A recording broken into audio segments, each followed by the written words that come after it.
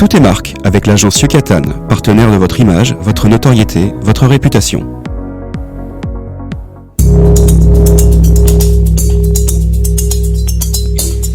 Tout est marque, une émission proposée et animée par François-Xavier Goudemont.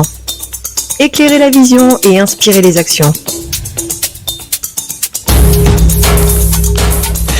Bonjour à tous, bonjour à toutes, bienvenue dans Tout est marque. Tout est marque reçoit et fait parler toutes les marques. Aujourd'hui, je reçois une marque française de prêt-à-porter féminin, fondée en 2011 à Paris, qui développe un vestiaire pour une femme moderne et active. Mais de quoi s'agit-il, me direz-vous ? Et bien entendu, je vais vous le dire, mais je vais préciser qu'il ne s'agit pas uniquement d'une marque, il s'agit en fait d'une représentante de la mode. Et on verra pourquoi après. J'accueille au micro de Tout est marque la créatrice Christine Fung, directrice de la marque éponyme Et Plus. Bonjour. Bonjour François-Xavier. Merci de venir au micro de Tout est marque. Christine, pour venir très rapidement au fait des choses, j'aimerais bien débuter cette émission en faisant simple et déjà se dire qu'est-ce que la marque Christine Fung ? Alors bonjour, moi je suis Christine Fung, créatrice de mode et fondatrice de cette marque qui s'appelle effectivement comme moi. Marque éponyme. Voilà, marque éponyme. Et je ne crée pas simplement des vêtements, mais je crée surtout des pièces qui portent une énergie et qui viennent vous réveiller votre anima. Qu'est-ce que l'anima ? C'est cette partie sensible, votre intuition qui est en chacun de vous et qui vient souligner votre énergie créative et la diffuser. Parce qu'un vêtement, pour moi, ça n'est pas qu'une esthétique, c'est vraiment un prolongement de ce que l'on ressent à l'intérieur. Et c'est également une vision de notre monde et de nous-mêmes. Donc je cherche avec cette marque à créer une durabilité émotionnelle et vraiment recréer un attachement fort et à essayer de réinventer un modèle économique et écologique autour de ce concept de marque. Effectivement, économique et écologique, on va en parler après puisque je pense qu'on a un grand pan à échanger ensemble, notamment sur la logique upcyclée.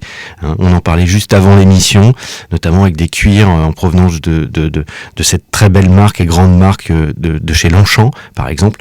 On en parlera après. Moi, j'aimerais bien, par rapport aussi à notre audience, qu'on puisse, entre guillemets, aller faire un peu le portrait du qui vous êtes, parce que je vais quand même juste rappeler qu'avant de fonder votre propre maison de mode, votre propre marque, vous avez un passé et pas des moindres, Christophe Lemaire, Kenzo, Chloé, Sonia Riquet, Lacoste, Baby Dior, Veja, enfin on en passe, plus toutes les marques avec lesquelles vous travaillez actuellement, notamment on peut parler même de La Redoute, de La Française, enfin voilà, un certain nombre de marques.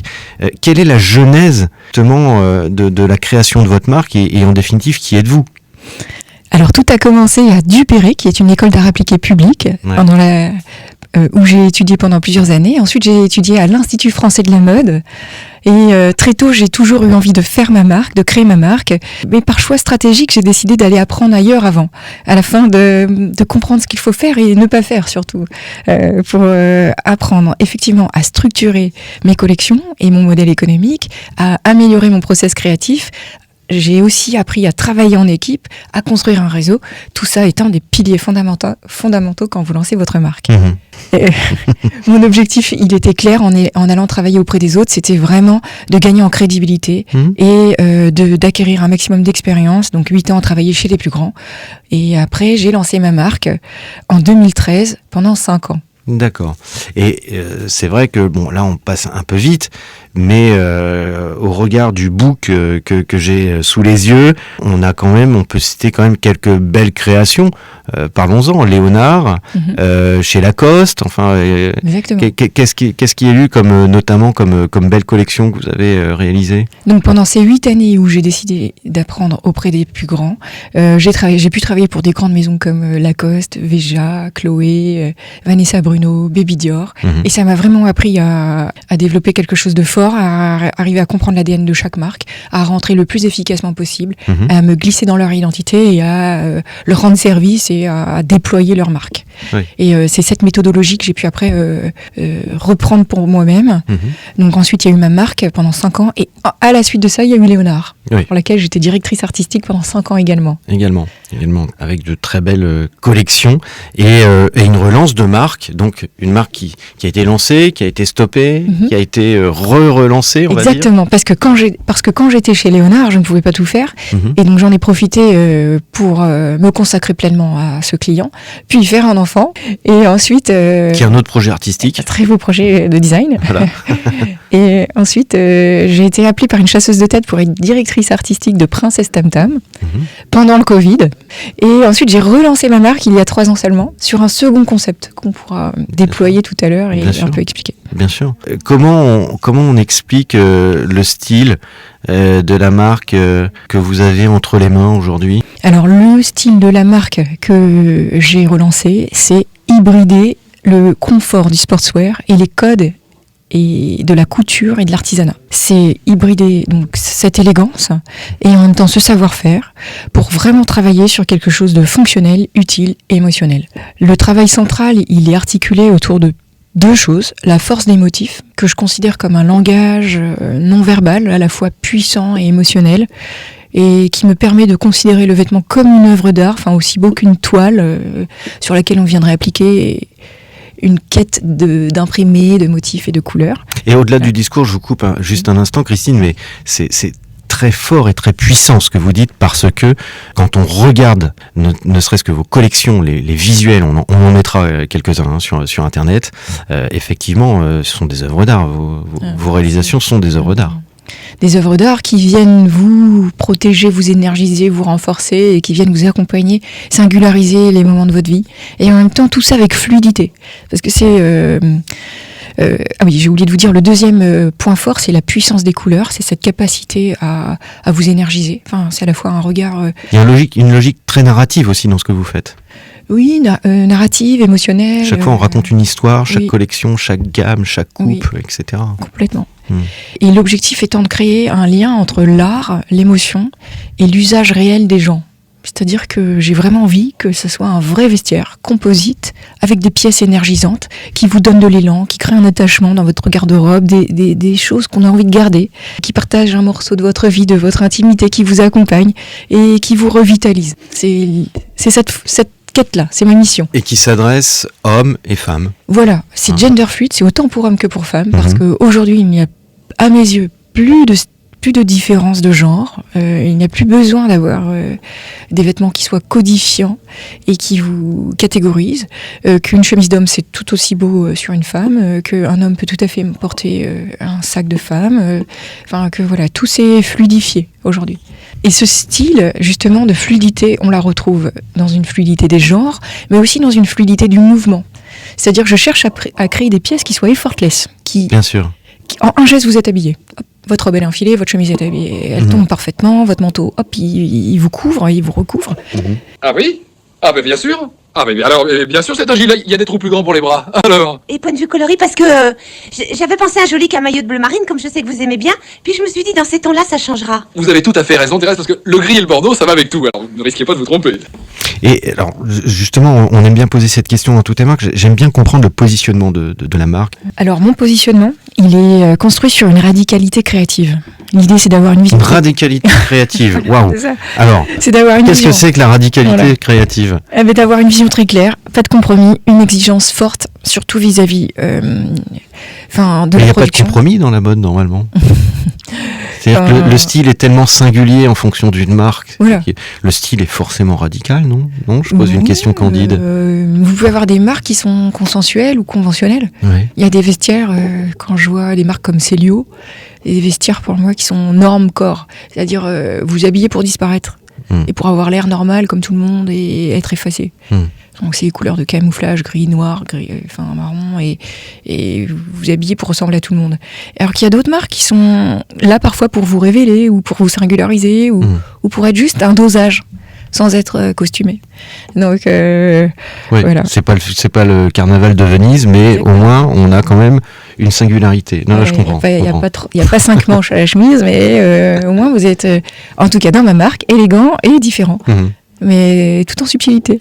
Oui, j'ai voulu relancer cette marque en pensant d'abord, avant tout, vu que c'était mon second concept de marque, je sais plus si on l'a dit, mais donc j'ai relancé récemment, il y a 3 ans, ma marque, en décidant d'adapter le modèle économique à ce que j'avais compris de l'époque. Bien sûr. Et des besoins des gens. Oui. Et donc, ce que je vois, c'est qu'en fait, la priorité, les gens ont des budgets de plus en plus restreints. Bien sûr. Et que j'avais l'envie de faire une marque qui soit utile et qui serve et qui soit honnête et bien faite, aligner le beau, le bon, le bien, et vraiment arriver à produire quelque chose le mieux pensé possible, au meilleur prix. Bien sûr. Sans faire de compromis sur la qualité. Ouais. Donc ça donne un positionnement prix qui est accessible, si c'est en ça qu'on peut répondre déjà. Donc ça vous donne des sacs qui sont à 390 €, en cuir, magnifique. Les plus grands à 595, mais ils sont énormes. On peut Donc mettre, les cabas. voilà, on peut mettre 2 chiens dedans. Partir en week-end 3 jours, ça tient. Et puis il y a des volumes intermédiaires que vous allez retrouver à 495 €, mais faits au Portugal, vraiment dans des cuirs magnifiques. Et des chemises qui sont à 245 € en soie, imprimées en Italie, sur un twill magnifique et petite série limitée. Voilà, donc c'est bien fait, c'est le meilleur prix que j'ai pu trouver par rapport aux logiques de marge. On en reviendra peut-être plus tard, on y reviendra dessus. Mais en fait, il faut comprendre qu'il y a une logique de marge. Admettons que votre chemise, elle vous coûte 25 € de matière, c'est pas le cas, hein. Elle coûte beaucoup plus cher parce que sur une chemise, vous avez 1,70 m de soie, la soie est à 30 € le mètre, donc vous avez déjà 47 € de matière. Et donc, vous faites une confection, mettons, en Europe, et ben il y a déjà aussi un certain prix pour la confection. Allez, mettons 40 €, plus le transport, plus l'étiquette, plus les labels, plus la doublure, plus les boutons, le sachet, le hang tag, tac, allez, mettons qu'on est à 100 €. Vous avez toujours été attiré par les chiffres ? Oui, le 5, le 34, 67, le 89, le 6, le 1.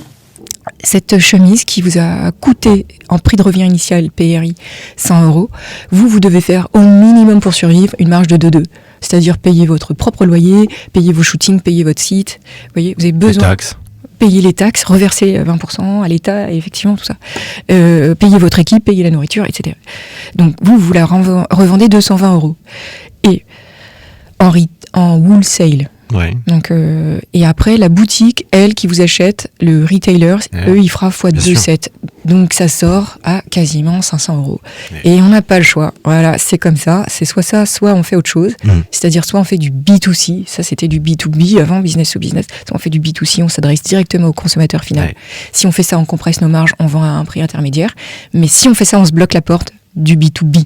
On ne peut plus être en omnicanalité sur un modèle hybride. Or, l'idée, c'était de faire un modèle hybride. Donc là, je réfléchis.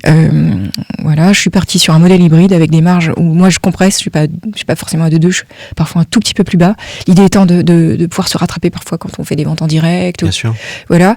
Parce que vous faites de la vente aussi en direct, exactement, via le e-commerce. Oui, j'ai un site qui fonctionne très bien, un beau online store, et je vends à toute une communauté de créatifs qui me suit depuis 3 ans. Donc le site fonctionne bien et on développe les boutiques, le B2B à l'international. Voilà, et les boutiques qui arrivent. Exactement. Donc là, en termes d'implantation, oui. Par rapport à la marque, vous êtes bien entendu en France, oui, mais aussi en Europe. À l'étranger, exactement. Voilà. On a une dizaine de points de vente. On est en Norvège, figurez-vous, au Luxembourg, en Sicile, à Nouméa en Nouvelle-Calédonie, en Espagne. J'adorerais être en Asie, Japon, Corée. Et j'aimerais aussi beaucoup développer un peu plus l'Europe du Nord. Et un jour les États-Unis, si jamais. Écoutez, ça arrivera, oui. Forcément. Je cherche un agent international d'ailleurs. Je passe l'annonce. Voilà, passons une annonce. Justement, toujours en lien direct avec la distribution, comment on mesure le succès d'une collection quand justement, comme vous sortez régulièrement en fait de nouveaux articles? Oui. Alors les KPI classiques, les outils de mesure du succès pour une marque, de manière classique, sont le chiffre d'affaires, le taux d'engagement, si on a bien écoulé, son taux de rotation, s'il a été rapide, si on a bien vendu. Mais moi, j'ai un modèle économique hybride. Donc, je suis à la fois une marque, mais aussi une consultante pour d'autres maisons. Oui. Et c'est ma deuxième relance. Donc, il y a quelque chose où j'ai envie de tenir longtemps, j'ai envie de faire les choses bien. Et mes KPI, mes critères du succès, je les ai aussi revus pour mesurer mon succès différemment. Donc, bien sûr, quand j'arrive à vendre à quelqu'un qui est un inconnu qui m'a trouvé, pour moi c'est un des meilleurs succès. Parce que mes amis c'est super, mais la deuxième couronne elle est intéressante. Bien sûr. On arrive à la toucher. Bien sûr. Ça c'est un succès. Oui. Et quand j'arrive à tout écouler sur mes éditions limitées, j'en suis aussi très contente.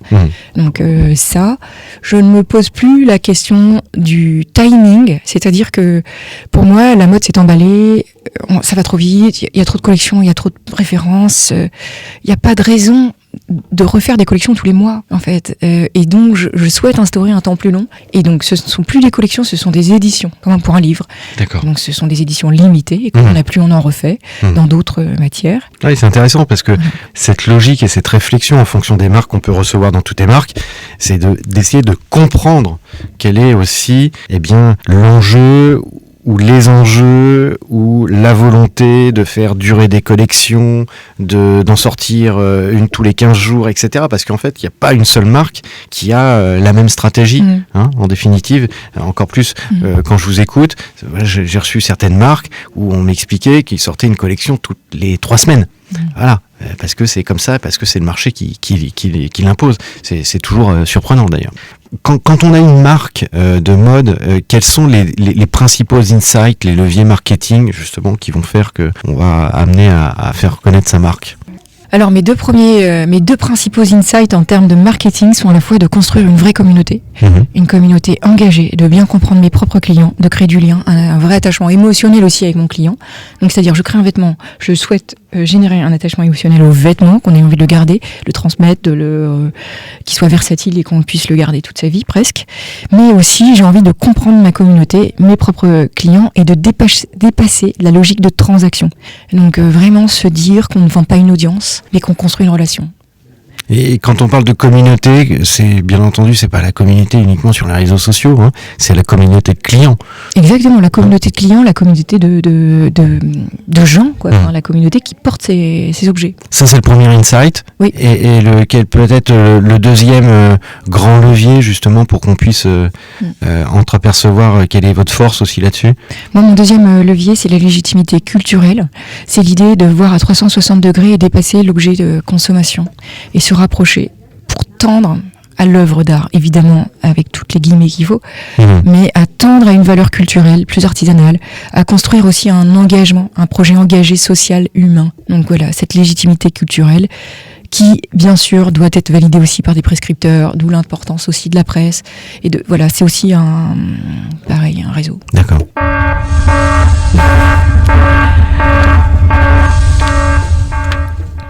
Et maintenant, c'est la question qui fâche. C'est jamais une vraie question qui fâche, mais moi j'ai quand même la question, quand j'ai une créatrice, entrepreneuse, directrice artistique, consultante, quelque part marketeuse aussi, comment une jeune marque peut-elle se différencier aujourd'hui face aux grands groupes de mode et de luxe? Alors à mes yeux, une marque émergente peut se différencier par plusieurs éléments. La liberté créative, la proximité avec sa communauté, le lien qu'elle va créer, le fait d'être plus incarné, plus sincère, plus engagé, et le fait de faire des éditions limitées, des petites séries, des objets plus uniques. Mais ça c'est intéressant parce que c'est quand même les 3 principaux critères des grandes maisons de luxe aujourd'hui, c'est-à-dire que incarnés, ils n'arrêtent pas de nous rabâcher le fait qu'ils sont hyper incarnés, qu'ils sont hyper indépendants, dire que les grandes maisons jouent sur les codes des plus petites maisons. Ça veut dire, je pense qu'il y a aussi une polarisation du monde de la mode. Oui, qui appartient à des grands groupes. Exactement. Uniquement, on a les Kering, les LVMH, etc., etc. Il nous reste 2 extrêmes, l'ultra fast fashion, le très bas de gamme, et l'ultra luxe. Et que finalement, ceux qui s'en sortent, ça sera donc ces 2 choses-là. Et que tant qu'à faire, je pense qu'il faut se rapprocher de ceux qui est en haut et qui a le plus de légitimité possible, qui a le plus de sens dans notre société et dans la manière dont on a envie de façonner notre monde. Mieux fait, mieux fabriqué, avec un vrai lien avec son créateur ou son artisan. Ça démontre, par rapport à votre philosophie aussi, qu'il y a encore de la place pour des marques comme les vôtres. Espérons, bien sûr, c'est vrai. Moi, j'ai noté aussi au fil du temps que les marques évoluent et vous le traduisez, on en parlait en début d'émission, notamment sur la logique créative, bien entendu, de création des gammes, mais surtout de l'upcycling. Oui. Et moi, j'aimerais bien que vous puissiez un peu me nous raconter notamment ce que vous faites, par exemple, avec Longchamp. Oui. J'ai vu une magnifique visuelle sur les sacs. Racontez-moi ça. Oui. Racontez-nous ça.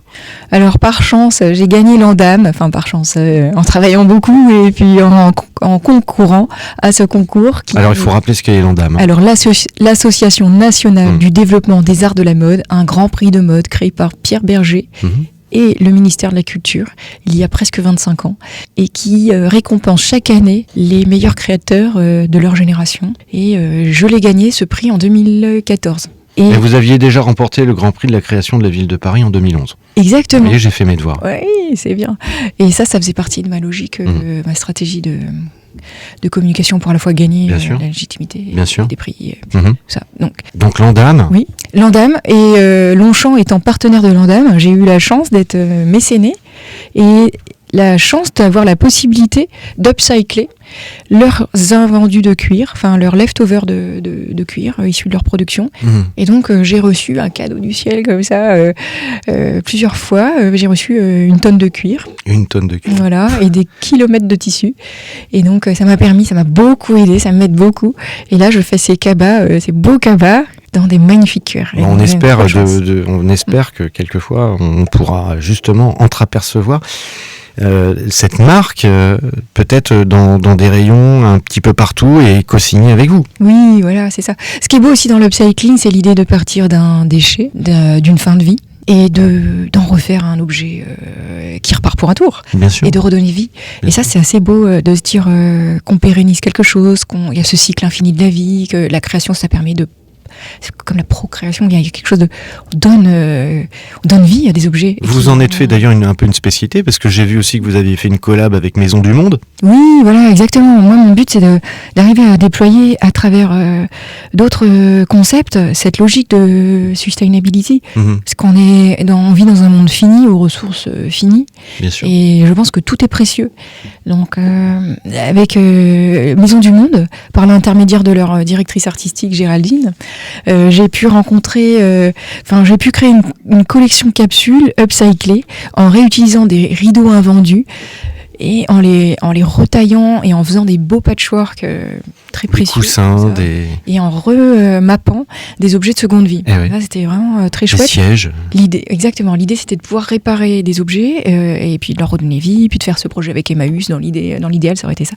Et voilà. Certes, il y a la créatrice, mais il y a aussi celle qui travaille pour les autres marques. Parce que, comme vous l'expliquiez en toute transparence, pour financer au bout d'un moment une marque, il faut aussi avoir un modèle économique à côté. Et vous, votre modèle économique, c'est de travailler aussi pour d'autres marques, plein de grandes marques, en tant que directrice artistique, notamment. Est-ce que vous pouvez nous citer quelques exemples, parce que vous avez une carrière plutôt bien remplie sur cet aspect-là. Ce qu'il faut aussi comprendre, parce qu'il y a plein de gens qui lancent leur marque, mais ils n'ont pas compris qu'en fait, une marque, au début, ça ne rapporte pas d'argent, ça en dépense. Ça en dépense énormément.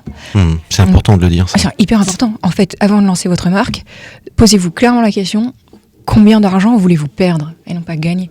Parce qu'en vrai, c'est énormément d'investissement sur les patronages, les frais de shooting, le site, la prod.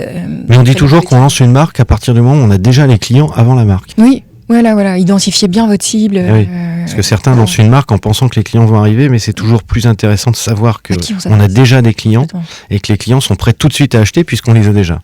Et certains ne se posent pas vraiment la question là-dessus. Voilà. Et en plus, si vous voulez faire bien les choses, je vous raconte même pas à quel point ça peut être cher. Si vous voulez faire des beaux shootings photos avec des belles mannequins et un beau site bien fait avec des beaux graphiques. Surtout comme vous, vous faites pas dans la dentelle, c'est quand même magnifique d'un point de vue esthétique, c'est quand même magnifique et on se dit effectivement ça doit coûter un petit peu d'argent. C'est énormément d'investissement.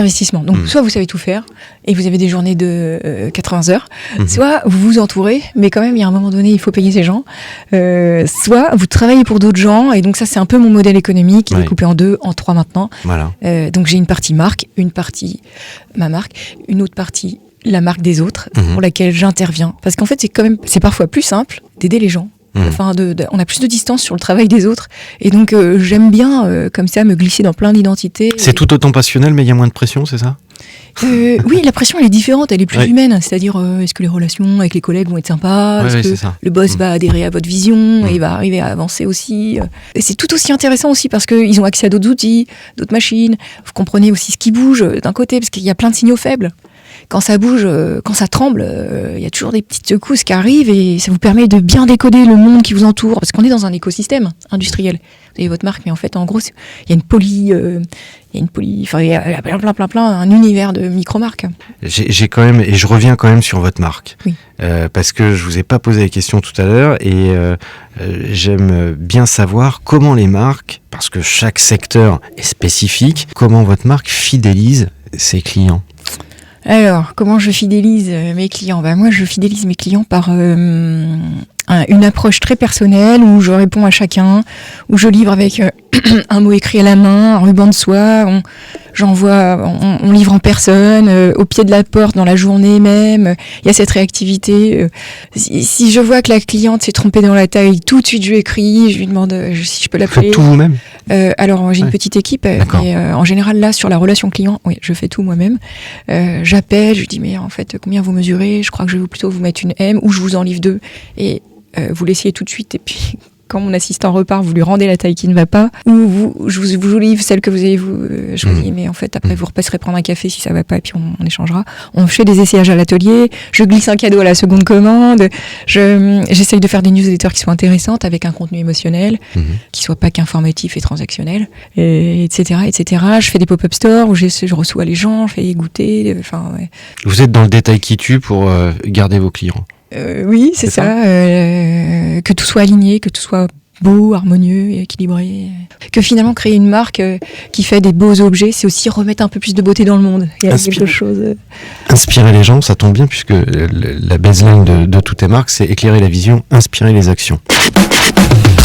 J'ai une dernière question, puisqu'on arrive à la fin de l'émission, le temps passe très vite. En dehors de la vôtre, quelle est selon vous la love brand par excellence, et je dirais même pourquoi? Alors la love brand pour moi par excellence qui a vraiment réussi, qui cartonne, c'est Veja. Alors, pourquoi ? Parce que je trouve que c'est un produit honnête, que l'engagement il est réel, qu'ils ont une cohérence totale, une conscience totale, qu'ils ont réussi à bouleverser et changer le modèle économique des marques écolo, et qu'ils ont réussi à en faire un projet, un concept hyper cool, et qu'en plus, moi je suis une fidèle cliente, mais j'ai aussi pu participer au début de l'histoire de Veja en étant styliste pour eux pendant 3 ans, à définir leur gamme de couleurs, et puis à lancer une capsule Veja plus Christine Fung tout au début, qui a été distribuée à Pompidou, dans la boutique. Et donc j'ai beaucoup d'attachement à cette marque, à la fois pour les fondateurs, à la fois pour le concept qu'ils ont créé, et pour l'audience et ce qu'ils déploient, même en termes d'engagement, de conférences, de formation. Enfin, pour moi, c'est comme un Hermès. Enfin, ils ont réussi ils ont vraiment très très bien fait les choses avec le bon rythme. Un Hermès des temps modernes, et peut-être qu'on les recevra dans toutes tes marques. En tous les cas, j'aimerais bien. Merci Christine. Avant de se quitter, bien sûr, je rappelle toujours l'adresse internet des marques que je reçois. Donc tout attaché, Christine Fung. Alors je vais quand même juste PHUNG, c'est Christine phung.com, je le précise. Et bien entendu, je vais remercier aussi toutes celles et ceux qui nous suivent sur les réseaux, sur toutes les plateformes audio streaming. Vous êtes de plus en plus nombreuses et nombreuses. Et sinon, moi je vous dis à très vite. C'était Toutes tes marques, disponible sur les plateformes podcast Spotify, Deezer et Apple Podcasts.